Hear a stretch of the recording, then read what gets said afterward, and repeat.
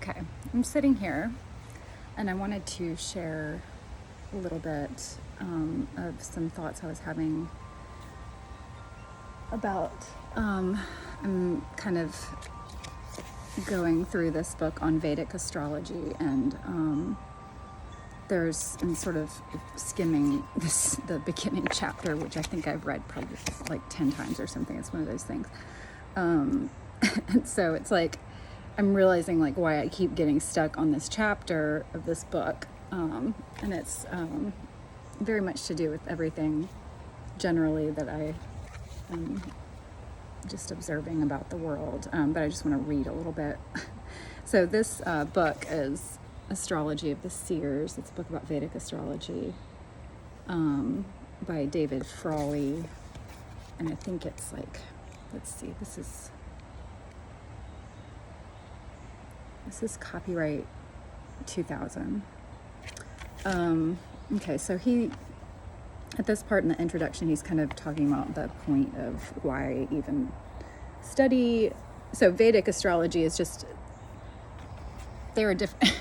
I didn't know anything about astrology except, reading my horoscope and like girl magazines when I was a teenager and stuff like that. And that just seemed like a fun, silly thing to do. And like, even at that point I thought like, oh yeah, well, it's like just totally a placebo effect, or like, but I still like liked it, but didn't really like seek it out or anything.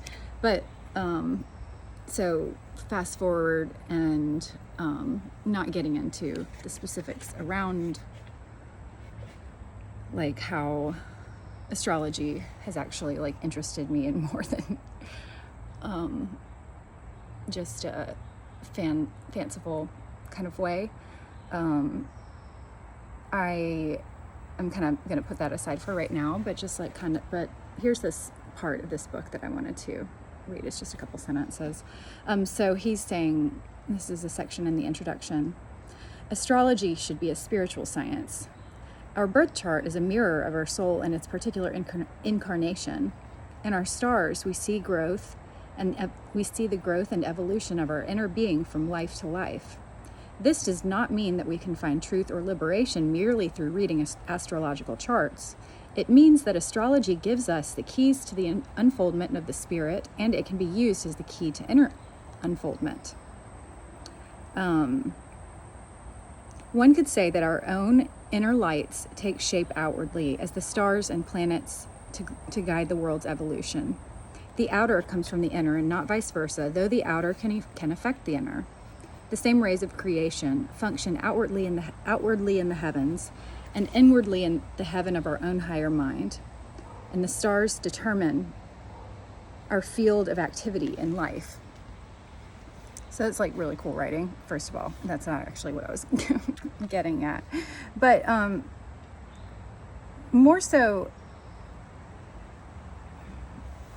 there's this kind of catch that happens with all like in so many fields, or in so many of these, like just across the board, where you see some, like there's a disclaimer around like this field, and it's like, here's what a Vedic astrology sort of is, and give like a brief example, and then it's like very quickly the person has to divert into this little tangential thing about why it's even a legitimate topic. And usually there's like this argument of, or in a lot of in the vein that I'm kind of talking about, there's this argument of like everything has to be like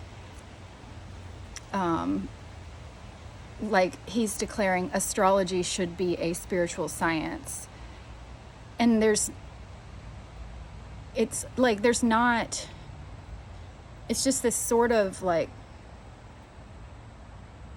this is a big part of why our society is malfunctioning. It's because it's like studying Vedic astrology from a historical perspective or a spiritual perspective, or any kinds of, many types of cultural perspectives, not to mention astrological perspectives, is like useful and valid, whether or not you can like come up with a rock solid argument as to why it should fit into the designated mold that society now calls science. Like, as if something doesn't qualify as quote unquote science, that it's not even valid to talk or think about. And I think the real irony is that people who are true scientists would say that all science begins with observation and begins with experience, and nothing has ever been studied that wasn't experienced or observed first. And,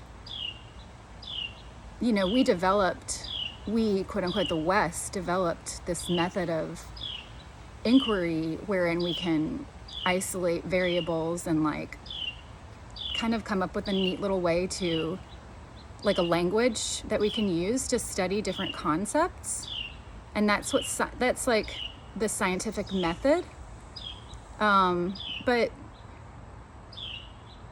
just because a phenomenon does not lend itself to be studied by this one method, which is very like lovely, which is also, and it's abused. It's barely even used, because it's like all the entities that study anything are biased, and nothing gets studied unless there's like somebody who has money who wants it to be studied. So nobody's going to study like Vedic astrology. I mean, or, you know, but the study of human beings, the study of psychology, the study of how like groups of people work is science. And it's economic just as much as, you know, it's like same as like economics is a science. It's like same as like math is a science. Same as cooking is a science. It's like everything is science if you're talking about it being a process of like how the universe works, or an observation of the process of how the universe works. The issue is that this is a really good example of how we've gotten so far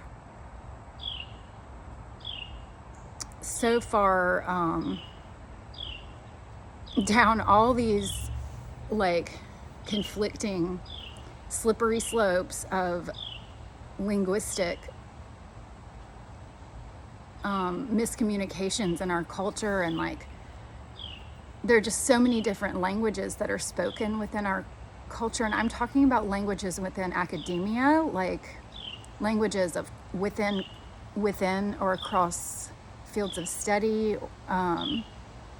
It's like the people who study quantum physics would not know how to begin to read or, you know, study the work of the top like philosophers in consciousness at Oxford, much less like in anywhere in the East, where the people who want to study something very seriously do it in a completely different environment. And we've just gotten so it's like you can't even say anything without somebody saying, well, that's not science. And the scientists are going, well, yeah, it's really important to talk about things in a scientific way, i.e. not make like brash assumptions and like use like, I don't know, research against people and all these other things. But like the word science is not supposed to be used as a weapon, such that like, or should, like, originally hundreds of years ago, science was not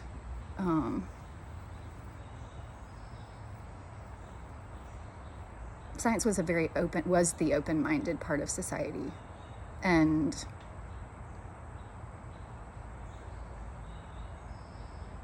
there's just a lot that's been inverted, that where there might not be so much a particular bad guy necessarily, quote unquote, a bad guy, but there's just miscommunications around language and things like that. Like the general population goes around acting like they know how to like look at peer-reviewed research and interpret it. And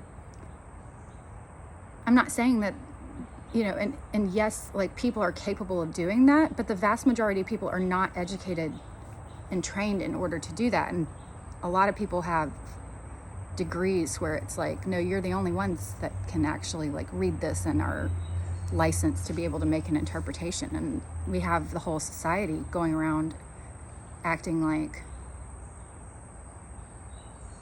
that. It's just it's an interesting kind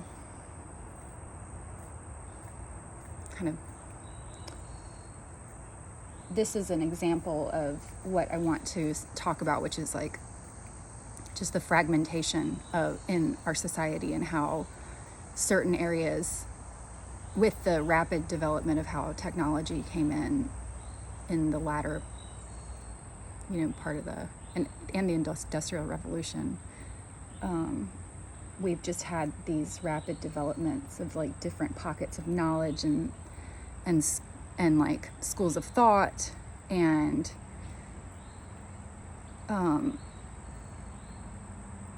there has been so much rapid development, but there has not been like a balancing harmonization of all of those different towers of individual like spires of knowledge. And so I think it's completely appropriate for everybody to be empowered with access to research. Most people don't even realize that they don't have access to the type of peer-reviewed research that that scientists talk about. It's like you have to have an expensive, like state-funded license to expensive databases, to academic databases, to have access to that. And most like city libraries do not carry those databases that you can actually use to do real research.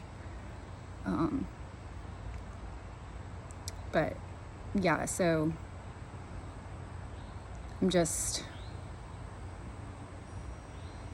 I'm all for us trying to figure out how to have conversations about the world and how everything is working, and identify and start noticing the times when we're giving disclaimers for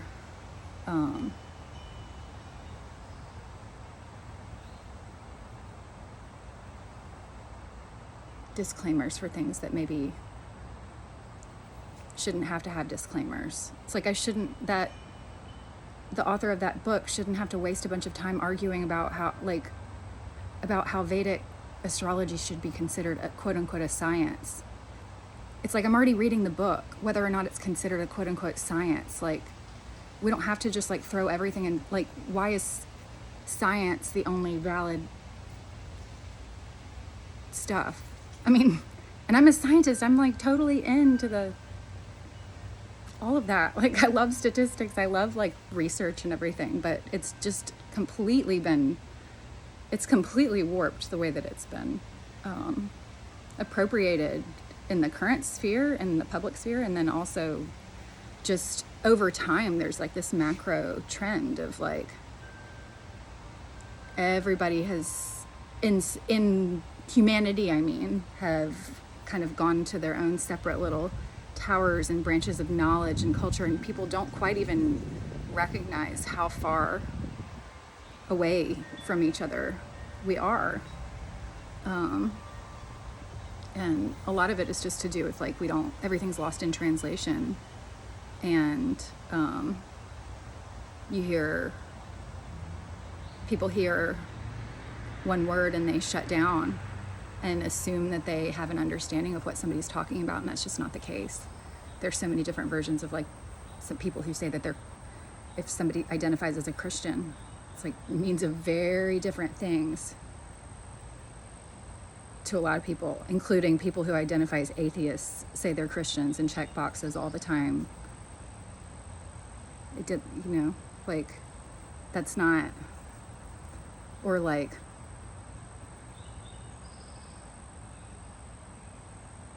yeah, like a date.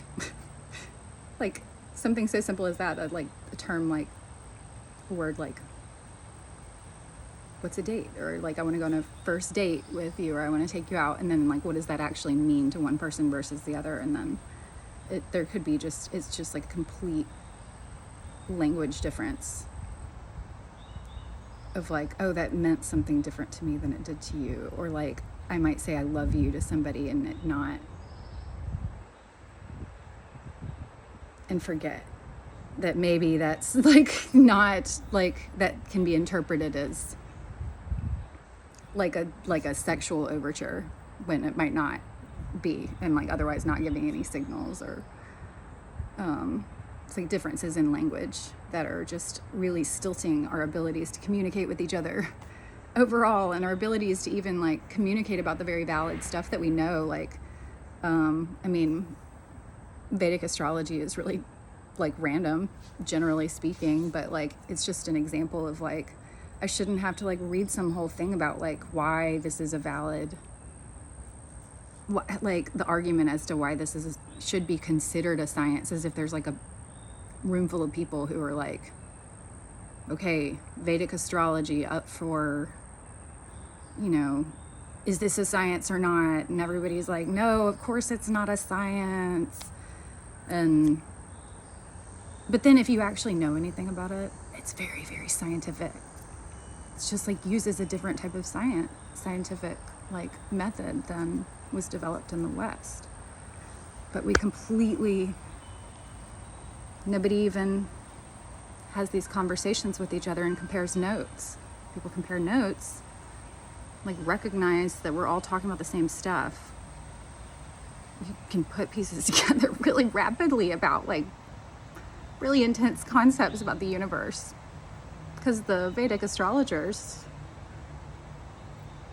and the Kabbalah mystics and all these people, they explain how quantum physics works, and it's all diagrammed and everything, and none of the quantum physicists look at the charts. They all match up, same shapes and everything. It's so funny.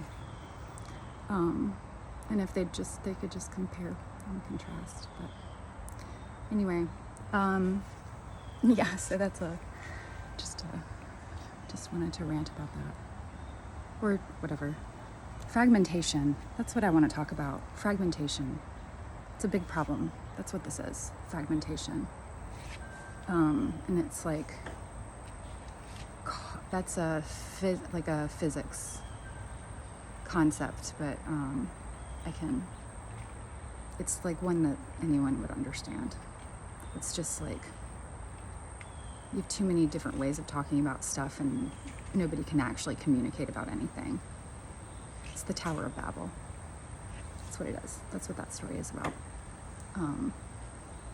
That story is actually about science.